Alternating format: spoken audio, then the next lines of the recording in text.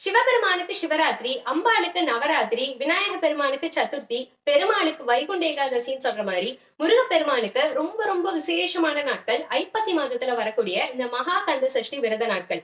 ஐப்பசி மாதம் அமாவாசைக்கு அடுத்த நாளான பிரதமையில தொடங்கி சஷ்டி வரைக்கும் இந்த 6 நாட்கள் மகா கந்த சஷ்டி விரதம்னு சொல்லப்படும். இந்த 6 நாள் முழுசா விரதம் இருக்க முடிஞ்சவங்க தாராளமாக இருக்கலாம். அப்படி 6 நாள் விரதம் இருக்க முடியாது அப்படிங்கிறவங்க மகா கந்த சஷ்டி வரக்கூடிய இந்த ஒரே ஒரு நாள் முழு மனசோட முருகப்பெருமான நினைச்சு அவருக்காக ஒரு நாள் ஒதுக்கி விரதம் இருந்தா போதும்.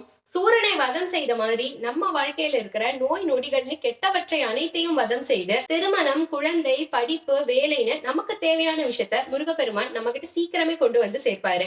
இந்த மகா கந்த சஷ்டி அக்டோபர் 27, 2025 அன்னைக்கு இந்த வருஷம் வர இருக்கு. இதுல விசேஷம் என்னன்னா இந்த நாள் திங்கட்கிழமை அன்னைக்கு வருது.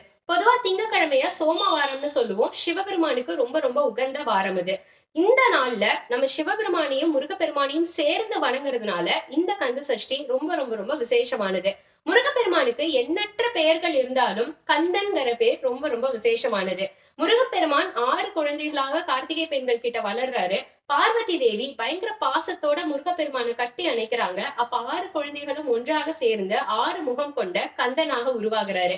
அவருக்கு முதல்ல வைக்கப்பட்ட பேருங்கிறதுனால இந்த பேர் ரொம்ப ரொம்ப விசேஷமானது.